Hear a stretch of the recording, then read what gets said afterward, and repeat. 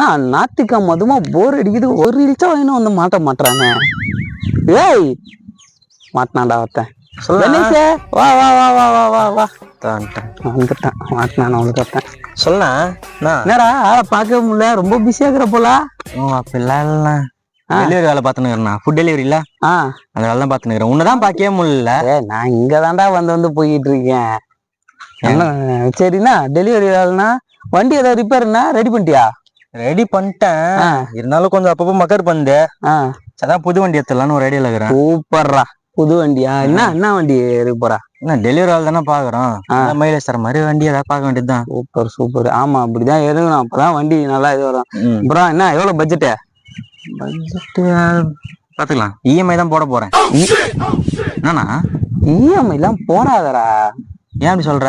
ஆடா பாவி, நிறைய பேர் பண்ற தப்பே தான்டா, இஎம்ஐ போடாதடா. அப்படி போடாதான் எடுக்க முடியும், இப்ப இருக்க நிலைமையில நெட் கேஷ்ல எடுக்க முடியுமா? அப்படி கிடையாது, நல்லா ஒண்ணு தெரிஞ்சுக்கோ. இப்ப நீ இஎம்ஐ போடுற வச்சுக்கேன், உனக்கு வந்து மாசம் ஒரு 3500 ரூபாய் 4000 ரூபாய் கட்டுற மாதிரி வந்துடும்.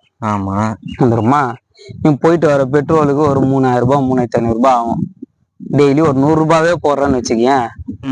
டெலிவரி வேலை ஓகே, நீ சும்மா ஒரு இதுக்கு வச்சுக்கோ, 100 ரூபாய் போடுறேன்னு வச்சுக்கேன். 6500 ரூபாய் ஆகுது. அந்த 6500 ரூபாவை சேர்த்து வச்சுக்கினே வந்தா நீ சொந்தமாவே வண்டி வாங்கிடலாம்டா, இஎம்ஐ இல்லாம. யோசிக்கிறோம். அது அவ்வளவுதான், டைம் முடிஞ்சது, வா.